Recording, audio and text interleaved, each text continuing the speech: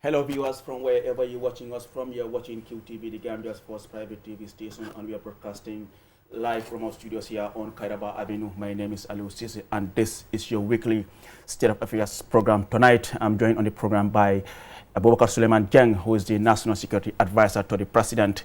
In the next 55 minutes, I will engage him on his office's role and mandate, but equally, I will challenge him on the ongoing security sector reform, among other issues. Mr. Jeng, thank you so much for joining me on the State of Affairs program.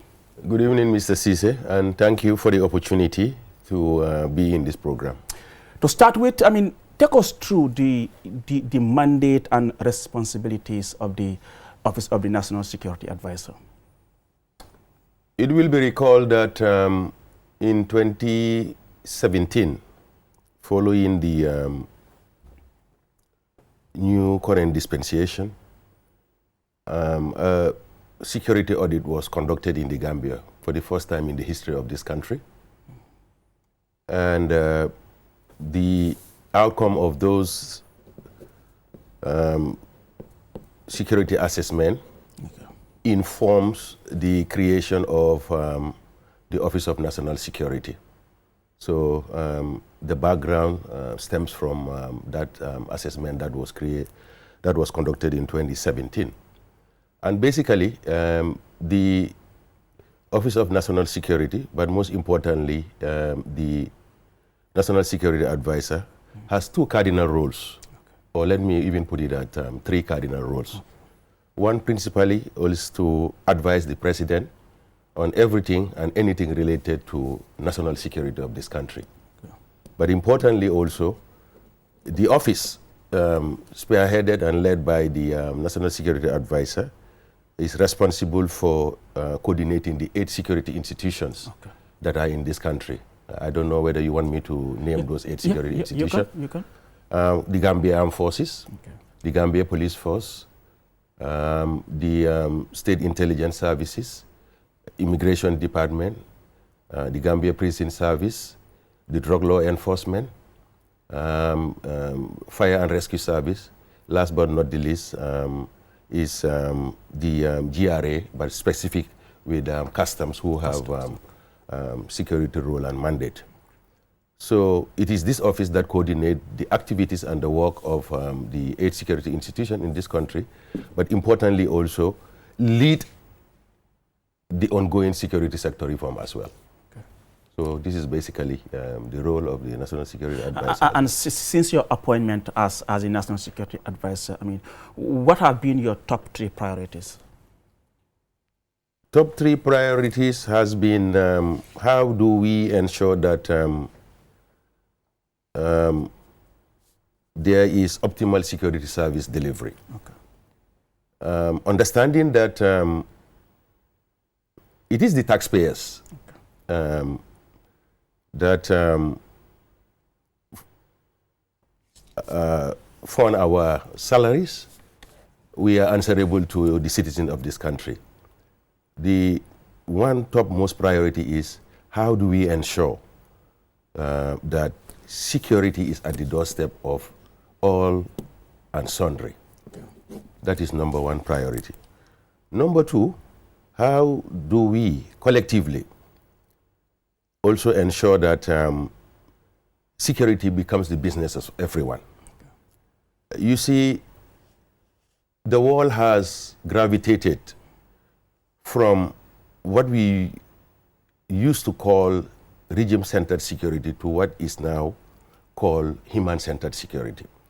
And when we talk about human-centered security, it has everything to do with the air we breathe, the food we eat, the water we drink, everything that is related to human survival.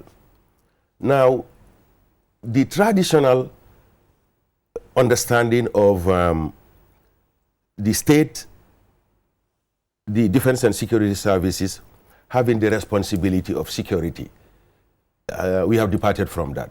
Security is the business of everyone.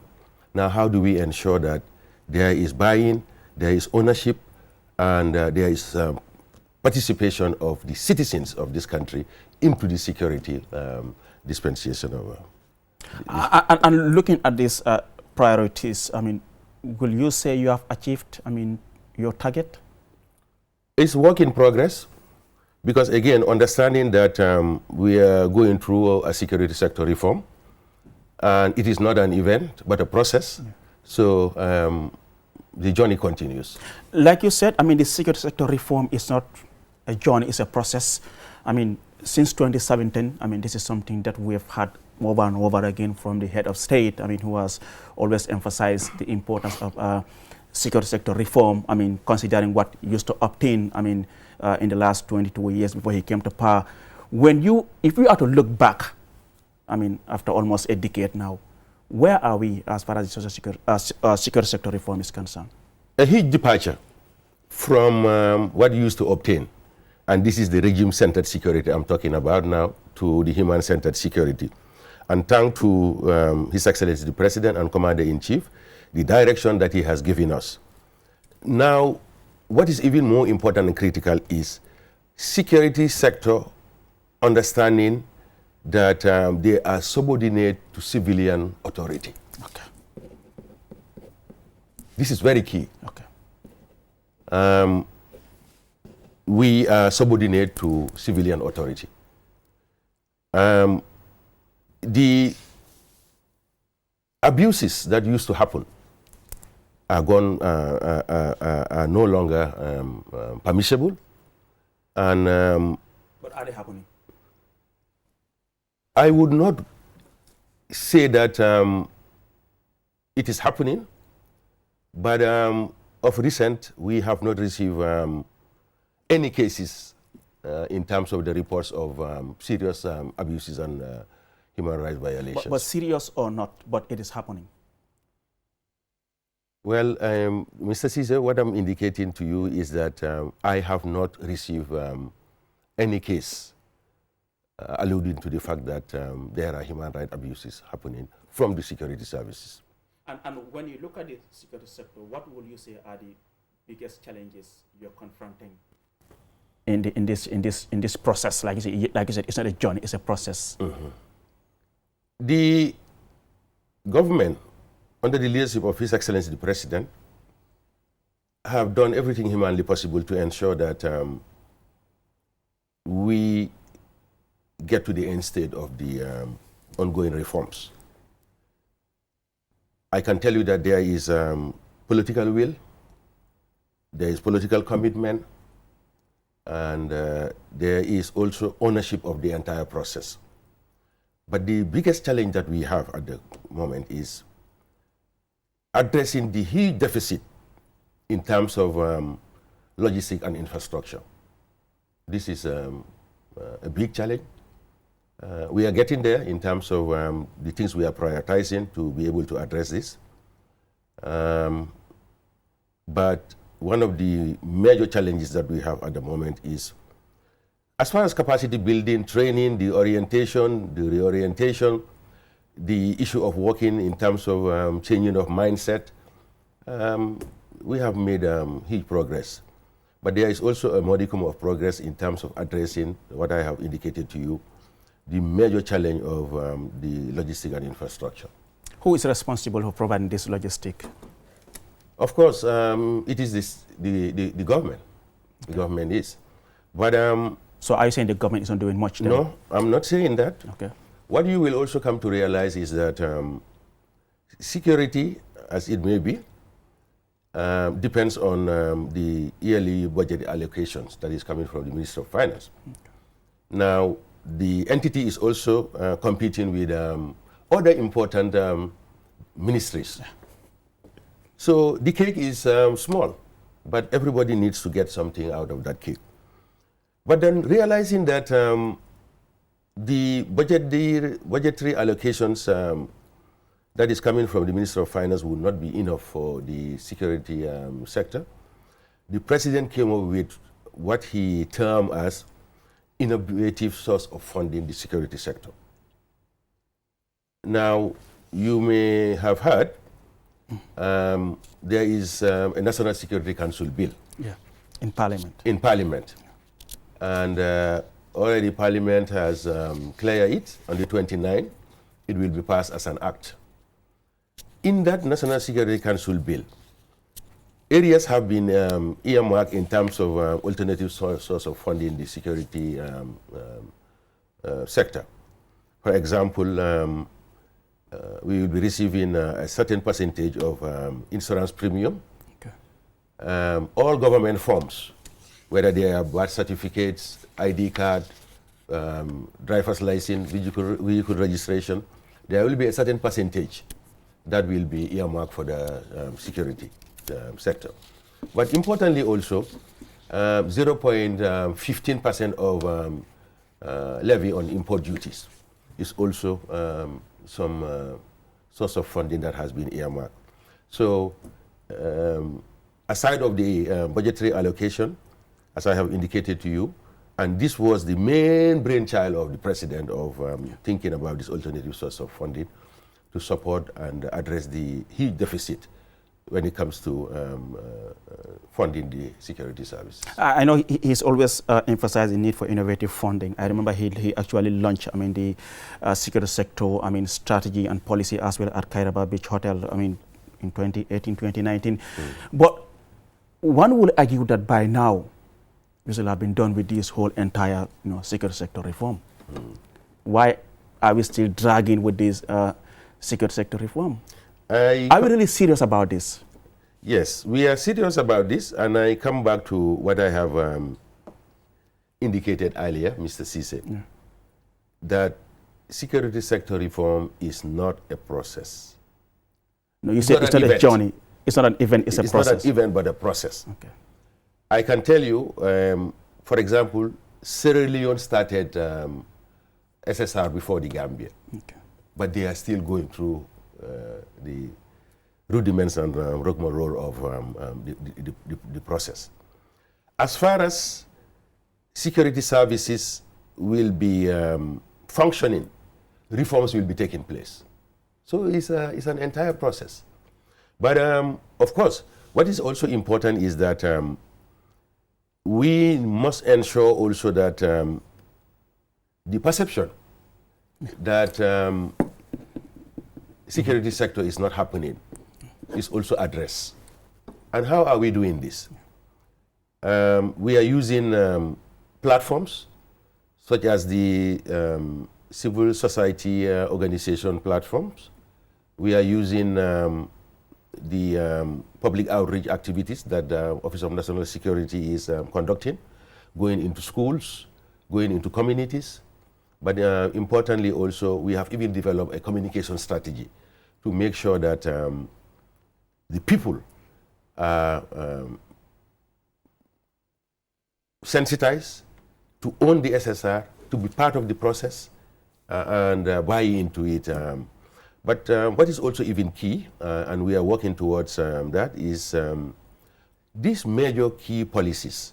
We want to translate them into local languages so that the average individual there who may not be able to read A, B, and C will still be able to relate to the content of these key important policies. But one watching will say, if you want to change that mindset, it goes beyond just being on the media and talking about what's been achieved and what's not been achieved. What people say is what they tend to believe in. We have seen what's been happening recently with the protests by Gala and other groups. The way the police intervention react, the way they react is something that people will say, one will have thought by now with all the trainings that they have undergone through these reforms on how to control crowd, during riots or protests and all that, it's completely different from what we see. Within a blink of the eye, they start firing tear gas.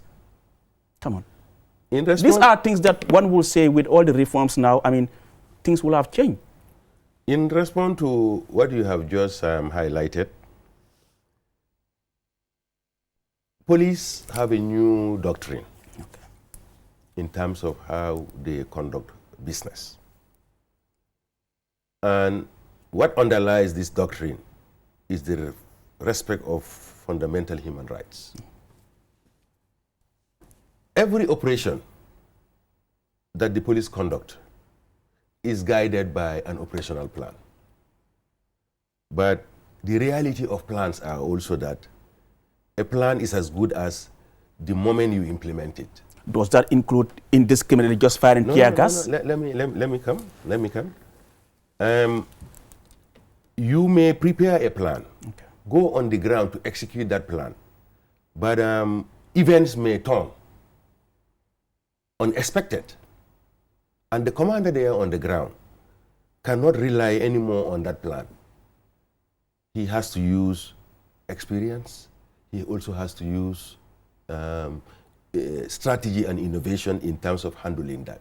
And in that process, mistakes are made. Okay. It's human. We are fallible. You accept mistakes are made Mistakes are sometimes. made. Okay. Mistakes are made.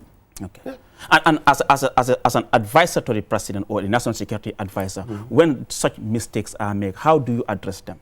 How we address them is every event that is conducted in terms of security activities and program, we have what we call after action review. Okay. After the event, we come back and do a diagnosis of what has transpired. Okay. Through that, we will look at what has worked, what has not worked, and what can be done to make things better.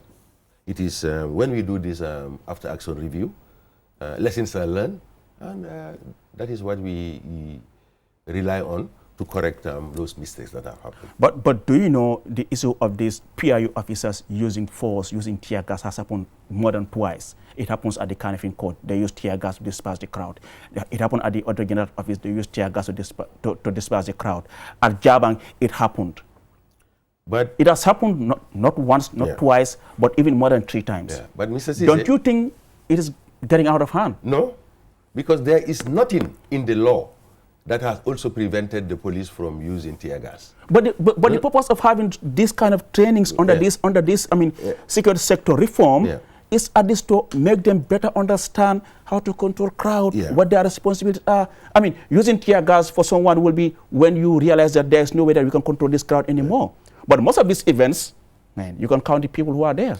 Yeah, but to the point, what you have just said, I mean, I am quite sure it is not just that the police are very much gullible and happy to just release tear gas. Before tear gas is released, there are processes we follow. Okay. If you have a crowd that you need to control, there is proclamation. Every act that you take, before you do something, you warn the crowd. It is when the crowd refuses at a given point that we don't have a choice but to use the tear gas. But imagine using a tear gas indiscriminately in a place where you even have vendors who have no business with whatsoever is happening. It happened at Westfield. I think 2-month-old baby was affected, or 1-year-old baby was affected by the tear gas. The case of Jabang, people who were just driving along also suffered from this tear gas. I mean, so these are some of the things that when you look at it, people tend to question when you are talking about this security sector reform, what is exactly happening? Because it seems like we are not seeing any changes. No, what is also very real is that crowd control measures are very difficult and challenging, particularly if it is a crowd that is conducted business not in accordance with the provisions of the law. But when you are dealing with an armless crowd, man. Well, Mr. Jeng. Yeah. Well, everything depends on the situation. But what I'm also highlighting here is that use of tear gas selectively, use of tear gas at a given time and moment based on circumstances does not necessarily negate the fact that security sector reform is happening. But you do agree that mistakes are being committed sometimes? Yeah, mistakes happen. Mistakes happen. Mistakes happen. So what is the way forward now? The way forward is that, coming back to what I have said initially, security is not only the business of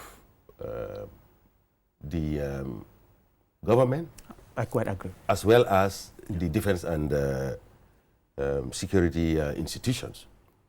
It is the responsibility of everyone, particularly the religious leaders, particularly women, particularly youth. Security is sometimes made in the churches, it is made in the mosque, in the classrooms, in the communities, in the streets. What it requires also is people understanding that their conduct or misbehave can lead to insecurity.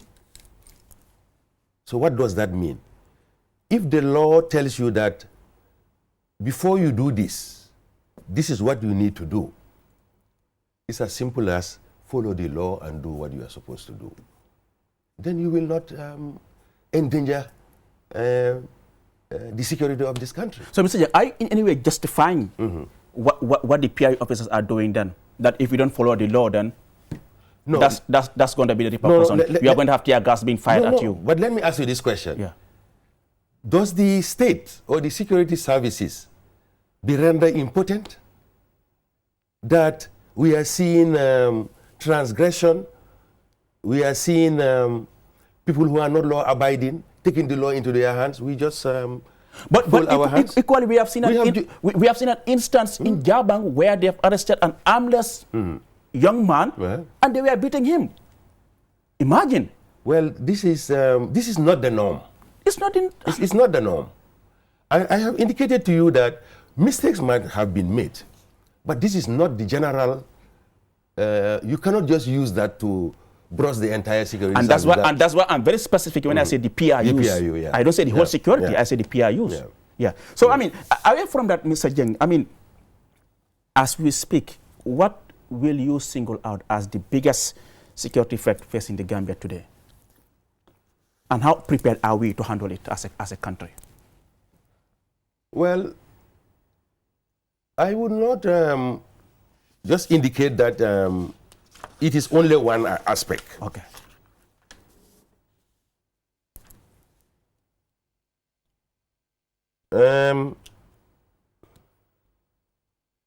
It's a combination of issues that we really need to be focused on. Okay.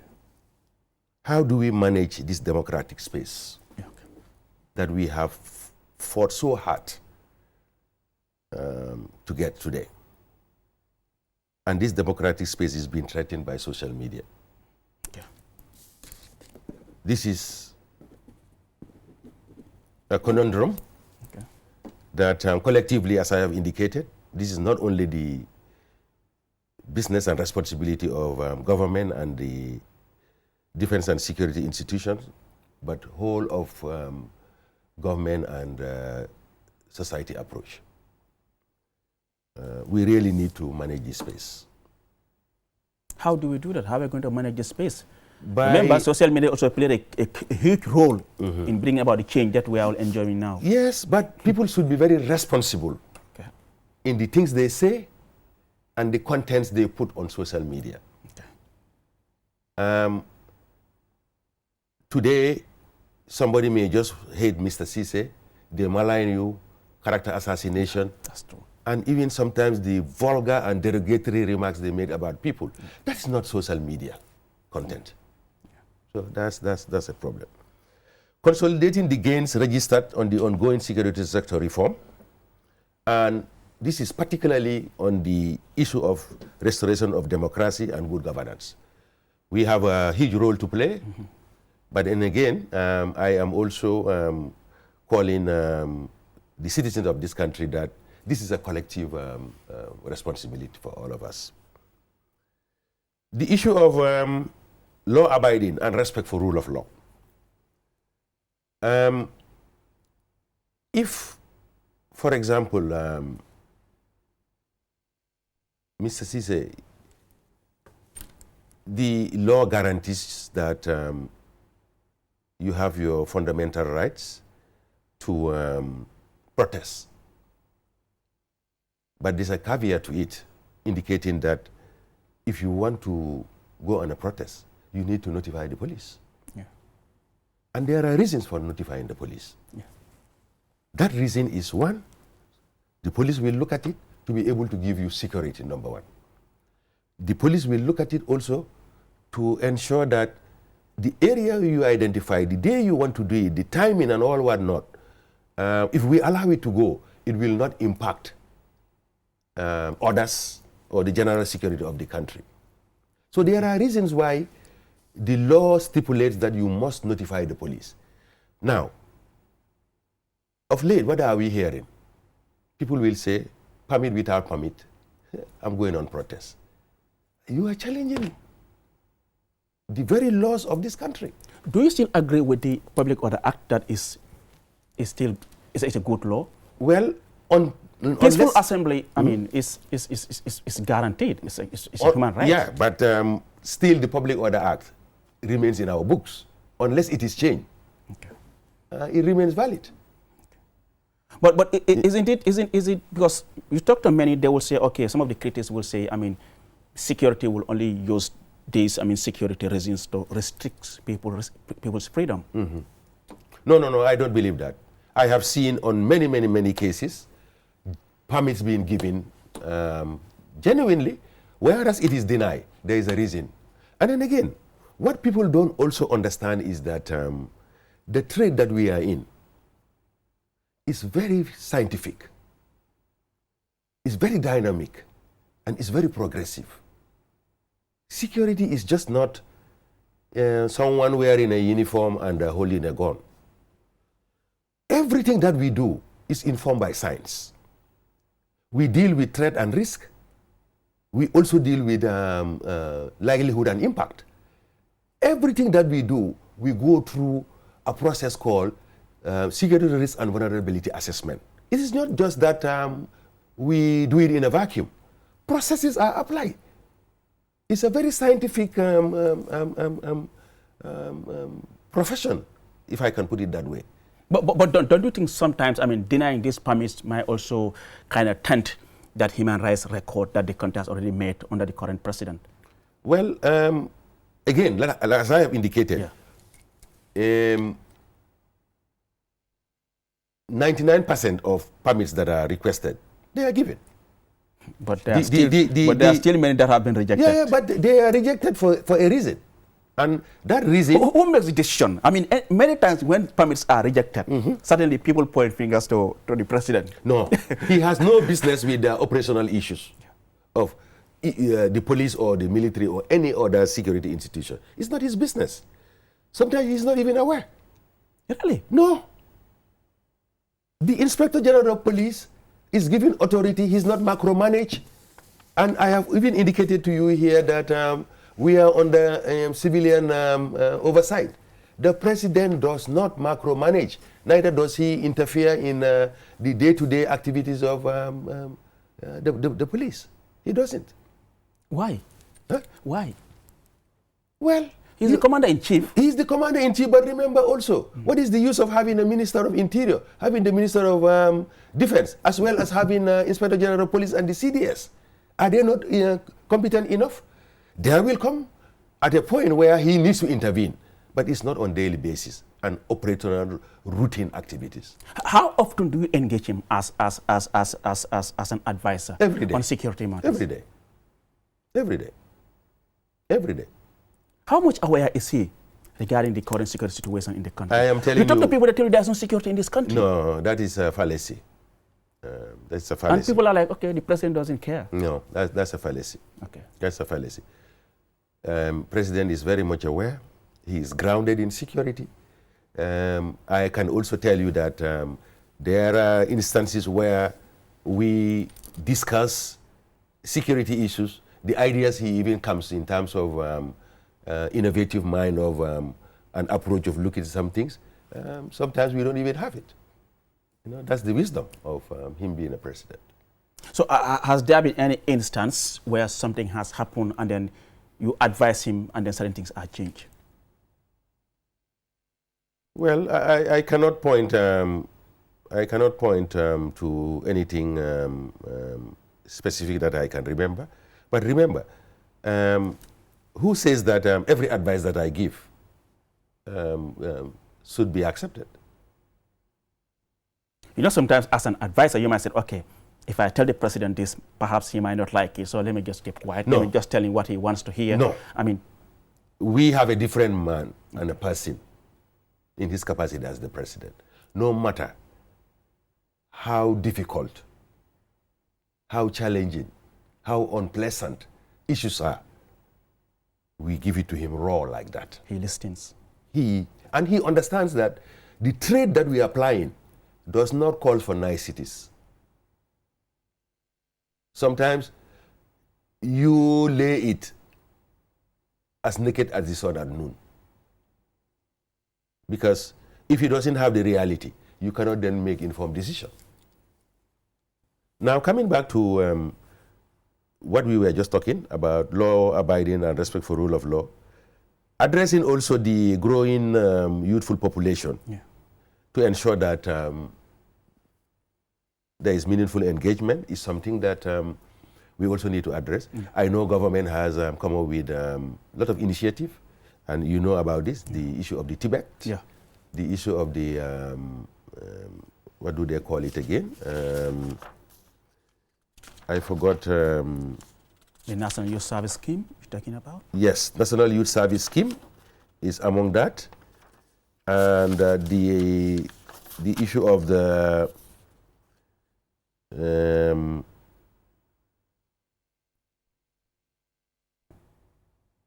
yes, the small and medium, the macro, small and medium enterprise. Okay. These are all initiatives that government has come up to ensure that the youths are engaged meaningfully. Just a little bit, I mean, away from the country. I mean, we know what is happening within the sub-region. But before you do that, okay, you have also asked, religious, political, and tribal intolerance is something that we also need to watch. Indiscipline and restoration of family values. Listen, there is a lot of indiscipline in this country. You see it in the conduct of people when they drive. You know. Last but not the least, of course, and it links to what you were just coming to ask me, impact of global security challenges. Exactly. That's my next question. I mean, with what is happening, I mean, within the sub-region, of course, in the Sahel, and of course, as a result of the porous borders, I mean, this has no doubt exposed our country, I mean, to maybe terrorism spillovers.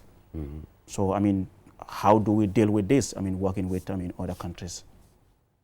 We might think we are safe, but with what is happening around the world and even within the sub-region, yes, the threats are out there. Yeah. I have indicated to you that we use a scientific method and approach in dealing with threats. When we look at threats here, our context is on the 5 threat categories. Terrorism, armed conflict, civil unrest, crime. These are security threats. But then you have a corresponding one called hazard. It's a safety issue. Now, currently, there is no imminent threat of terrorism within our borders. Okay. That said, how do you know this? Yeah, that's it. How do you know this? No, our assessment. Okay. But that said, we cannot afford to be complacent. Given the broader context of our region, particularly the Sahel. Okay. You know? We have also noted the troubling rise of extremism. And the telltales are even in the Gambia here.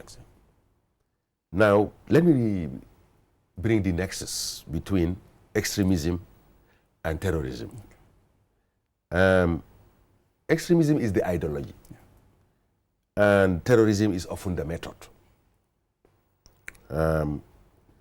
We should be concerned, and concerned we are.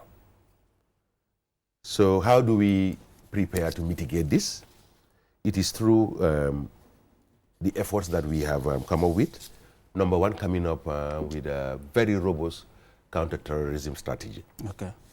Number two, the training that is also required. So far, we have personnel of the Gambia Police Force and the armed forces train on counter-terrorism. And these trainings were conducted in Turkey, Morocco, and Mauritania. How about equipment? It's one thing to have them trained, Yes. but if without equipment also. We also have the equipment. Okay. And as we speak, we are preparing a company that is going to Mauritania for training, and on their way back, they will also be given the whole paraphernalia that is required in terms of funding that. Okay. So we are really prepared as far as the terrorism is concerned. But what is also important and key in the fight against terrorism also is the issue of the networking in terms of intelligence sharing, and strong border controls, community engagement. These are also key important things that we are advocating. But we need to stay alert and invest in regional cooperation and intelligence sharing. I just came back from Nigeria not long ago on counter-terrorism, and these are the platforms we also use to remind everyone and all the important. But again, you've talked about the equipment and all of those things. But you see, we are also moving away from this traditional tunnel vision of looking at security. Security is both kinetic and non-kinetic. Break it down for us, because it seems you are now using military jargon. So. Kinetic is where we tell the paraphernalia of the weapons, the guns, and all whatnot. It's very relevant as we speak. But we are also talking about non-kinetic, because before the manifestation of the threat itself, there is a lot that can be done, and that is the non-kinetic approach. And I indicated to you, using our religious leaders, using women, the youth, and all whatnot, because terrorists, fall on... Exactly. Mr. Jeng, away from that, still as an advisor, I mean, I know you've been following the debates, I mean, on social media and all whatnot, I mean, following the recent appointment or the redeployment of a trade minister as defense minister. Many are saying, why would the president appoint a civilian as a defense minister? What actually informed the decision? I know you must have been consulted as a security advisor before this changes was effected by the president. This is not the first time that this has happened. Okay. You may recall in Sadauda Jawara's regime, Shehu Sabali was defense. Looking across our neighbors, Senegal, Sidi Kaba, But in response to what you specifically ask, ministerial position, particularly even within the defense, does not necessarily mean that you have to have a security background. Okay. Because all it requires is the strategic thinking and vision of moving an organization. That's all what is required. So how do you respond to the concerns that this might weaken the military morale? No, it wouldn't. Okay. It wouldn't. Because what you need to also remember is that the Minister of Defense has a lot of support, ranging from the support he gets from the President, ranging from the support he gets from Cabinet, ranging from the support he gets even from the National Security Council. National Security Council is held every week, chaired by His Excellency the President, where only national security of this country is discussed. So all he requires is the vision and the leadership to drive the... So as a civilian, I mean, what sort of competencies or perspectives, I mean, do you think he will bring in as defense minister that perhaps a military figure will not? Knowing the current minister, this thing he has in different areas, first starting from public service, Ministry of Trade. He was also in the teacher. Yeah, he was a teacher. Yeah. Yeah. Innovation, particularly those aspects of what I was talking to you, as it relates to the logistics that are required for the military. I can tell you that the finances of the military will be something that he will be looking at, how he can turn that around. For example, today, the Gambia Armed Forces have a credit union. I will not be surprised if he turns it to a bank.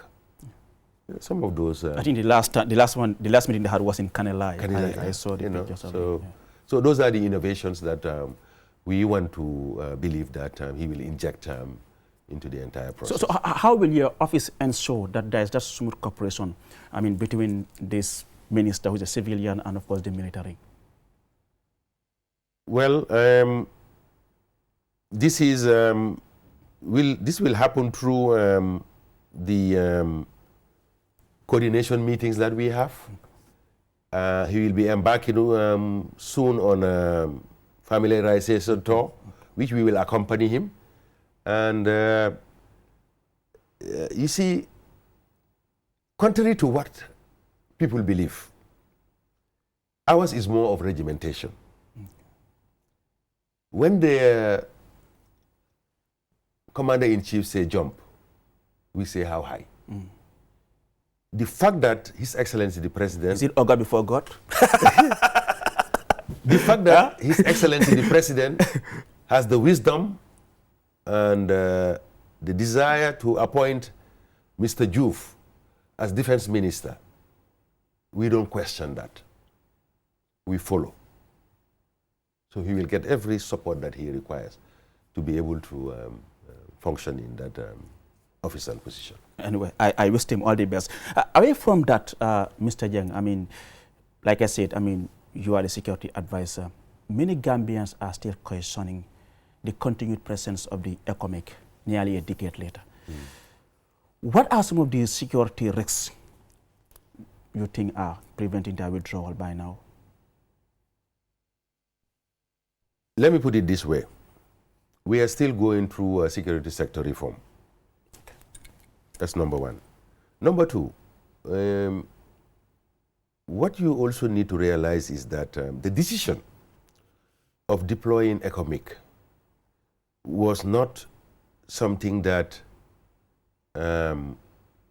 was made in the Gambia here. Because it was necessary at the time. It was necessary at the time, and it was collectively done by heads of states. And do you think it is still necessary? You know, they've been given their final mandate. Okay. When that's over, we are not seeing them being extended. And do you think our military, our army, our fine men and women in uniform are adequately prepared? They are. They are. In terms of the training, in terms of the moral, and in terms of the commitment as well. They are. They are. So what will that imply? That the ECOMIC can now park and leave? Yes. Listen, there is no peacekeeping that stays forever. Okay. Listen, I have worked in the UN system. I know how this works. They will phase out. But of course, until that time happens, they are here as good as supporting whatever we are doing.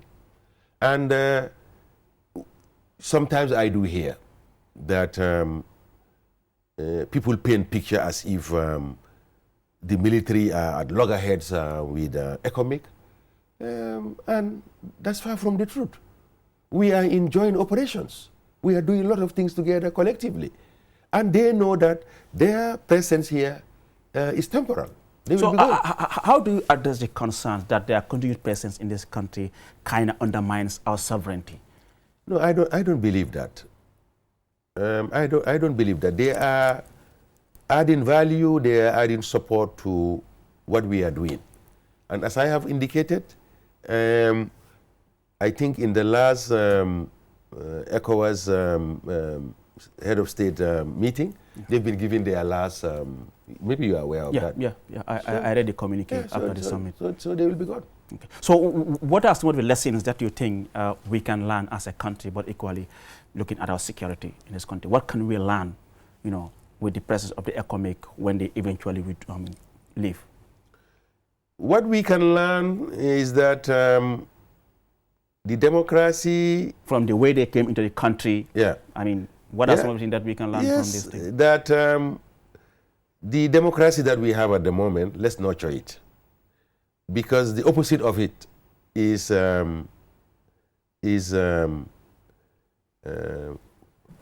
what you have during the political impasse. Okay. That we may not be the ones really dictating the things that we want to dictate as a country. Because Gambia was challenged to the point that unrest could have happened. And the lessons that we can learn from that is tolerance is very important and key. What is also important is that the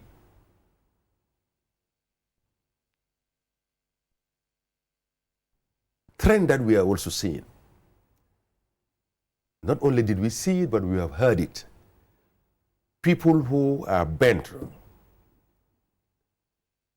on saying the president does this or he is out of the State House.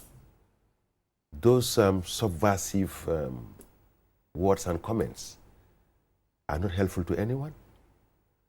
And it's something that we will not tolerate. Why am I mentioning this? Elections are on the horizon. Let's all be law-abiding. We've been given the opportunity by our constitution to exercise our franchise. You like the president, you don't like him. He's the one elected. He will be the one until we go to elections. Whatever is the outcome of the elections, people would have decided. It's up for the people to decide. But you cannot... But that's the beauty of democracy. People will come out and say anything they think of, but at the end of the day, did that happen? No, but there is limitation to what the guy said it, but they didn't remove the president from State House. He's still at the parade enjoying his mahal. Barakuda food. Exactly. So Mr. Jeng, let's now, we're now approaching to the end of the program. Let's now look at the issue of the welfare of our soldiers and, of course, other fine men and women in uniform. They often complain about the issue of, poor housing, delayed promotions, and, of course, inadequate pay. What concrete steps is the government taking to make sure these issues are addressed, for these men and women who sacrifice their lives and everything just to defend this country? Efforts in terms of professionalizing the security sector is at the heart of the ongoing security sector reform. And we've done our best at the moment in terms of development of legal framework, ensuring capacity building and institutional development. But this is not only also enough. We are also very much focused on the issue of career progression. How do we ensure retention? In terms of education and in terms of promotion. Mr. Caesar, if I tell you now, the amount of graduates that we have churned from the defense and security services, you will be surprised. Does that commensurate with their payment? Because for men, that's what they're complaining. Well, low pay, poor housing, delayed promotions and all those things. But does that commensurate? Because it's one thing to have all these graduates, but is it commensurating with their earnings? They have families to take care of. It's not, but it's been addressed. Okay. You might have heard not long ago the issue that His Excellency the President and Commander-in-Chief undertook in terms of ensuring motivation and the welfare of the personnel. This relates to the Gambia Armed Forces Terms and Conditions of Service. I don't know whether you heard about yes, that. I've heard about it. Where the entire spectrum of their pay, salary, allowances have all been reviewed to ensure that. But it only did not stop with the Gambia Police Force, the Gambia Armed Forces. Gambia Police Force also, there is a remuneration scheme which will also be rolled out for the remaining security institutions as well. So basically, something is being done in terms of ensuring that our welfare, motivation, and career progression of men in uniform is looked after. Government has also come up with policy, action initiatives, which are not only, again, restricted or restrictive to GAV and the police, but as I have indicated, across the entire security sector.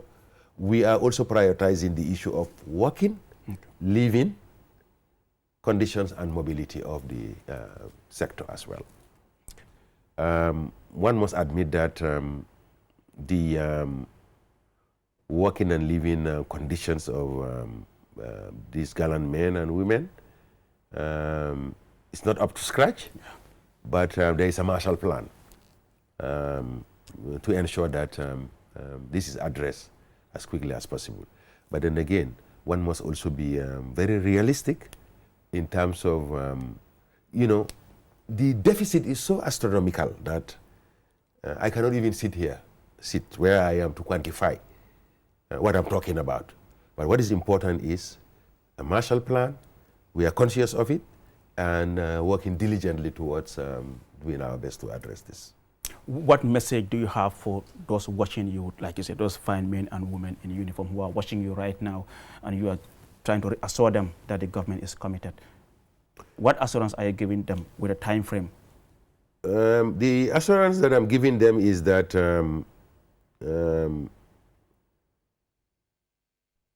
very soon, particularly with the passing of the National Security Council bill, which will become an act by 29th of this month, it will be a game changer for us in terms of the revenue sources that has been earmarked for us. And this will go a long way in addressing some of our, let's say, reasonably, in the next 3 years, we will see a whole serious change in terms of the issue of working and living conditions. Mr. Jang, finally, what are your priorities for the next 2 years for the security sector reform? Priorities for the next 2 years, what are you looking at as your main priorities? To see that there is reduction in criminality. Okay. And when I talk about criminality here is the issue of burglary, theft, crime in general. I also want to see improved relationship with communities, because that is also important. I have also told you that the kinetic and non-kinetic approach. I've also indicated to you that we have departed from the framework of government, defense and security, having responsibility for security is everybody. So we want everybody to be on board and part of the security of this country. That is something. But importantly, this security sector reform, I also want to see, and this has been a directive from the president, the buy-in and ownership of security by the citizens of this country. Because something you own, something that is your property, you will safeguard it and look after it. Okay. We'll be working on that. But importantly also, optimal security service delivery. We want to ensure that security is at the doorstep of every individual. You should be able to wake up in the morning, go to the mosque, go to the church, go to market without let or hindrance. Thank you so much, Abubakar Suleiman Jang, who is the National Security Advisor of the Republic of the Gambia. He was my guest on this week's edition of your weekly State of Affairs program. Like he said, security is everyone's responsibility. Let's protect and preserve it, because without peace and security, there can be any meaningful development. Do join me next week. Until then, bye-bye from me and the entire team.